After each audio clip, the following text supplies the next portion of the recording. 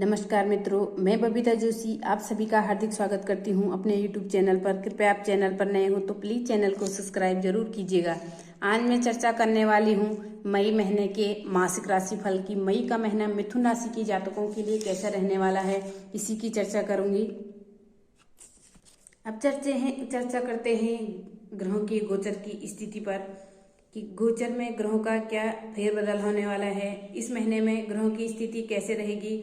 सबसे पहले ग्रहों के राजा सूर्य की बात कर लेते हैं, जो वर्तमान में अपनी उच्च की राशि मेष राशि में विराजमान है और 14 मई को वो अपने सम राशि वृषभ में प्रवेश कर जाएंगे। वही बुध ग्रह की बात करें तो वो वर्तमान में अपनी नीच की राशि मीन में वक्री अवस्था में विराजमान है और 10 मई को वो अपनी मित्र राशि मेष में और 31 मई को वो अपनी सम राशि वृषभ में प्रवेश कर जाएंगे। मंगल ग्रह की बात करूं तो वे वर्तमान में अपनी मित्र राशि मीन में विराजमान है और इस पूरे माह मीन में ही विराजमान रहेंगे। गुरु ग्रह की बात करूं तो वो वर्तमान में अपने अति मित्र राशि मेष में विराजमान है और 1 मई को वो अपनी सम राशि वृषभ में प्रवेश कर जाएंगे। शुक्र ग्रह की बात करें तो वो वर्तमान में अपनी मित्र राशि मेष में विराजमान है और 19 मई को वो अपनी खुद की राशि वृषभ में स्वग्रही होकर विराजमान होंगे। शनि ग्रह इस पूरे माह में अपनी मूल त्रिकोण राशि कुंभ में स्वग्रही होकर विराजमान रहेंगे और वही राहु और केतु अपनी सम राशि मीन और कन्या में इस माह विराजमान रहेंगे। तो ये है इस माह के ग्रह गोचर की स्थितियां। अब इन ग्रहों की स्थितियों के आधार पर ही इस माह का मासिक राशिफल बनाया गया है। तो शुरू करते हैं मिथुन राशि के मई महीने का मासिक राशिफल। सबसे पहले मैं आपको बता दूं कि जो ये राशिफल मैं आपको बता रही हूँ ये चंद गणनाओं पर आधारित है और आप इसे अपनी राशि और लग्न दोनों के हिसाब से देख सकते हैं। तो सबसे पहले आपके राशि स्वामी की बात कर लेते हैं, जो कि आपके सुकेश भी हैं और वो है बुध। और बुध महीने की 10 तारीख को अपनी नीच की राशि से अपनी मित्र राशि मेष में चले जाएंगे और आपके लाभ भाव में जाकर बैठेंगे। तो यहाँ पर बुध का आपके लाभ भाव में जाकर बैठना बहुत ही अच्छा है, लाभ की स्थितियों को बहुत अच्छा करने वाला है, क्योंकि लग्नेश हैं और लग्नेश हैं तो आपकी पर्सनैलिटी को और पावरफुल बनाएंगे। इस समय आपके लाभ की स्थिति रहेगी, आप व्यापार में अच्छा व्यापार प्राप्त करेंगे। इस समय कुटुंब में भी आपका मान सम्मान बढ़ेगा, वाणी से आप सबको मोहित करते हुए दिखाई देंगे। वहीं आपके कार्य सरलता और सजगता दोनों से ही पूर्ण होते हुए दिखाई दे रहे हैं। बुध क्योंकि आपके सुकेश भी हैं और सुकेश जाकर बैठे हैं आपके लाभ भाव में। लाभ भाव में कोई भी ग्रह बैठा अच्छा फल देता है, क्योंकि यहाँ पर बुध आपके सुखों में वृद्धि करेंगे। हालांकि माँ के स्वास्थ्य को लेकर थोड़ा चिंता हो सकती है, वर्क प्लेस आपका चेंज हो सकता है या ट्रांसफर होने के या जेंस ट्रांसफर होने के योग बनेंगे, या आपके खुद के घर में जाने का सपना आपका पूरा होते हुए दिखाई दे रहा है। यानी ये महीना बुध के बहुत अच्छे रिजल्ट दिलवाएगा। अचानक धन लाभ यानी लॉटरी सट्टा में आपका अच्छा रहेगा। जो आपके आइडियाज है, जो आप शॉर्टकट से पैसे बढ़ाने के लिए आपने लगा के, तो उसके लिए अच्छा है। ऐसे कामों में आपको अच्छा लाभ इस महीने में देखने को मिलेगा। तो ये हुई आपके राशि स्वामी यानी लग्नेश और सुकेश के रिजल्ट। अब आते हैं आपके द्वितीय भाव पर। आपके द्वितीय भाव के स्वामी है चंद्रमा। आपके परिवार से इस महीने में वार्निंग आपकी अच्छी रहेगी, कुटुंब में मान सम्मान तो बढ़ेगा ही, वही इस माह में सामाजिक कार्यों में आपकी भागीदारी बढ़ेगी। परिवार में मांगलिक कार्यक्रम हो सकते हैं, समाज में आपका एक अलग रुतबा रहेगा, वही आपको अपने कार्यों के लिए सराहा जाएगा, सम्मानित किया जाएगा। तो चंद्रमा के रिजल्ट आपको बहुत ही बेहतर मिलेंगे, परंतु वर्क प्लेस में आपको अधिकारियों से पूछकर ही आगे बढ़ना है। अपने ऊपर डिसीजन लेकर कोई भी कार्य करने से किसी अनुभवी व्यक्ति की सलाह से आगे बढ़ें तो आपके लिए बेहतर रहेगा और डिसीजन भी अच्छे निकलेंगे। इसीलिए इन बातों का ध्यान रखिए, तो आपके लिए ये माह बहुत ही अच्छा रहने वाला है। अब आते हैं आपके पराक्रम भाव पर।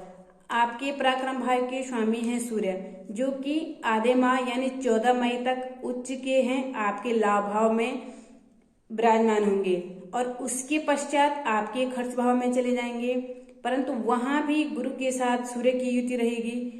यहाँ पर आपके बल और पराक्रम में वृद्धि होगी। इसमें आपको राजनीति में बड़ी जबरदस्त सफलता मिलने के प्रबल योग बनेंगे। वहीं इस समय शिक्षण अध्ययन से जुड़े हुए लोगों के लिए ये टाइम पीरियड बहुत ही अच्छा और प्रसिद्धिदायक रहेगा। डिसीजन मेकिंग आपकी अच्छी होगी और लाभ की परिस्थितियां भी आपको अपने वर्क प्लेस पर देखने को मिलेंगी। वहीं गवर्नमेंट जॉब से जुड़े लोगों के लिए प्रमोशन, इंक्रीमेंट और मनचाहे ट्रांसफर मिल सकता है। तो सूर्य के रिजल्ट आपको इस पूरे माह बहुत ही अच्छे मिलेंगे। अब आते हैं आपके पंचम भाव पर। पंचम भाव के स्वामी होते हैं शुक्र, और जो कि आपके द्वादश स्थान के भी स्वामी हैं। द्वादश स्थान यानी खर्च भाव के स्वामी हैं। और शुक्र आपके 19 मई तक मेष राशि में, जो कि शुक्र की मित्र राशि है, उसमें रहने वाले हैं। और 19 मई को शुक्र भी चले जाएंगे आपके द्वादश भाव में, यानी सूर्य के साथ आपके खर्च भाव में। अगर मैं पंचम भाव पर दृष्टि डालूं तो पंचम भाव के स्वामी हैं शुक्र का अपने से सप्तम जाकर बैठना बहुत ही अच्छा है। कला वर्ग के छात्रों को ये समय मनवांछित प्रसिद्धि और सफलता दिलवाएगा।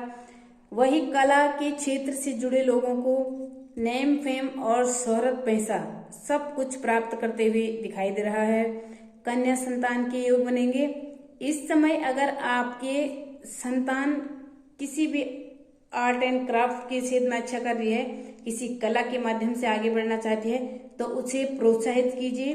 क्योंकि अगर आप उसको प्रोत्साहित करेंगे, मार्गदर्शन करेंगे, तो डेफिनेटली वो आपको गौरवान्वित महसूस करेंगे, आपको अपने बच्चों पर गर्व होगा। वहीं शुक्र 19 मई के बाद आपके द्वादश स्थान में आ जाएंगे, हालांकि अपने से अष्टम बैठेंगे।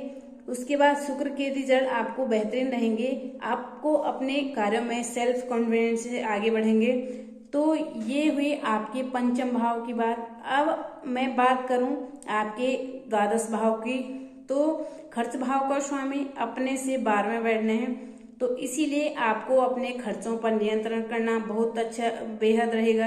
अनलगर चीजें खरीदने से बचें। जो चीज नहीं खरीदनी है उन चीजों को न खरीदें, क्योंकि मन विचलित होगा और आपका मन करेगा ये ले लें वो ले लें, पर आपको नहीं लेना है। इस वजह से आर्थिक स्थिति और बजट दोनों बिगड़ सकता है, इसीलिए सोच समझकर खर्च करिएगा। इस समय विदेशों से बहुत अच्छा लाभ प्राप्त करेंगे। इम्पोर्ट एक्सपोर्ट से संबंधित कार्यों में आपको बड़ी सफलता के योग बनेंगे। 19 मई के बाद कोई शुभ समाचार आपको अब्रॉड से मिल सकता है, कोई काम में आपको बड़ी सफलता मिल सकती है। तो शुक्र हो जाएंगे स्वग्रही। तो 19 मई के बाद शुक्र के रिजल्ट आपको बहुत अच्छे और बेहतरीन देखने को मिलेंगे। अब आते हैं आपके रोग भाव पर। आपके रोग भाव और लाभ भाव के स्वामी है मंगल, जो कि पूरे माह में आपके कर्म भाव में जाकर विराजमान होंगे। यहाँ पर राहु भी बैठे हैं। राहु और मंगल का अंगारा की योग भी बना हुआ है। तो थोड़ा सा आपको अग्रेशन होने से बचना होगा, शांत होकर कार्यों को करना होगा। इस समय मित्रों को मित्र आपकी कमजोरियों का फायदा उठाएंगे, लेकिन आप उनको मौका बिल्कुल ना लेने दें। वर्क प्लेस पर भी सोच समझकर आगे बढ़ने, अपनों और मित्रों में भेद करना सीखें। गलत मित्रों की संगत से बचें और अपने कार्यों को शांत तरीके से करेंगे, तो तभी आपको बड़ी सफलता प्राप्त कर सकेंगे। अब मंगल, जो कि लाभ भाव के स्वामी हैं और अपने से 12वें बैठे हैं, तो इसीलिए इस समय मैन्युफैक्चरर्स में आपको कई कठिनाइयों का सामना करना पड़ सकता है। आपके कार्य में चैलेंज आएंगे, आपको चैलेंज फेस करने होंगे। टेक्निकल फील्ड वालों के लिए भी ये समय थोड़ा अच्छा नहीं रहेगा, ये समय आपके लिए टफ रहेगा। इस समय आपको धैर्य के साथ आगे बढ़ना होगा, तभी मंगल के उत्तम परिणामों को आप प्राप्त कर पाएंगे। तो मंगल की अगर मैं बात करूं तो ये माह मंगल की बहुत अच्छा रिजल्ट तो नहीं, पर ठीक ठाक रिजल्ट आपको दिलवाएंगे। बस सावधानियों के साथ आपको आगे बढ़ते चले जाना है। अब आते हैं आपके सप्तम भाव पर और दशम भाव पर, यानी कर्म भाव पर। सप्तम और कर्म भाव के स्वामी हैं गुरु, जो कि 1 मई को ही राशि परिवर्तन कर जाएंगे। गुरु आपके द्वादश स्थान में आकर बैठ जाएंगे। गुरु का ये राशि परिवर्तन बहुत ही महत्वपूर्ण है, क्योंकि गुरु लगभग 1 वर्ष तक एक ही जगह पर विराजमान रहते हैं और बड़ों ग्रहों के राशि परिवर्तन से इस साल केवल गुरु ही राशि परिवर्तन कर रहे हैं। तो इसीलिए व्यापारिक वर्ग को बड़े ही सोच समझकर डिसीजन लेने होंगे। कोई भी डिसीजन जल्दबाजी में नहीं लेना होगा। इस समय रिस्की कामों में हाथ डालकर बचना होगा और सोच समझकर आगे बढ़ना होगा। पार्टनरशिप में काम करने से बचें। विदेशी कंपनियों के साथ कंपनी में टाइप करने से बचें। उन कंपनियों की जांच पड़ताल जरूर करें। अब गुरु हैं आपके कर्मेश्वरी, तो कर्म भाव के स्वामी बैठे हैं अपने से तृतीय। कर्म भाव में मंगल राहु का अंगारक योग भी बन रहा है, तो इसीलिए इस समय आप खुशहाल रहकर अपने कार्यों को करें। अधिकारियों से पंगे न लें, क्योंकि अगर अधिकारियों से किसी भी बात को लेकर मतभेद हुए तो समस्या आपकी नौकरी पर आ सकती है और कई तरह से आपको कठिनाइयों का सामना करना पड़ सकता है। हालातों को संभालने का प्रयास करें। पिता का मार्गदर्शन करें और पिता का मार्गदर्शन आपको मिलेगा भी। वही गलत को गलत और सही को सही कहने की क्षमता आप में आ जाएगी, जिससे हर व्यक्ति आपको चोट नहीं पहुंचा सकेगा। तो ये है गुरु के रिजल्ट। अब आते हैं आपके अष्टम भाव और आपके नवम भाव पर। आपके अष्टमेश और नवम भाव के स्वामी हैं शनि, जो कि भाग्य स्थान में स्वग्रही होकर बैठे हैं। यहाँ पर शनि का भाग्य स्थान में बैठना और स्वग्रही बैठना आपके भाग्य को और अधिक प्रबल करेगा। यात्राएं सुखद और मंगलमय रहेगी। इस समय आपके काम संपन्न होंगे, अधूरे पड़े हुए काम पूरे होंगे। नौकरी पेशा लोगों के लिए ये समय अच्छा और उन्नतिदायक रहने वाला है। धार्मिक कार्यों में आपकी मन अधिक लगेगा और वही समाज सेवा, जन कल्याण जैसे कार्यों से जुड़कर आप अपने आप को मानसिक शांति पहुंचाएंगे। वहीं समाज में भी मान सम्मान और प्रतिष्ठा बढ़ेगी। तो ये है मिथुन राशि वालों का मई माह का मासिक राशिफल। अब आ जाते हैं कुछ उपायों पर। तो गजेंद्र मोक्ष का पाठ आपको इस माह करना चाहिए। अक्षय तृतीया पर कपड़ों का दान अवश्य करें, जिससे आपके लिए पूरा महीना बहुत अच्छा रहेगा। साथ ही रामचरितमानस का पाठ जरूर करें।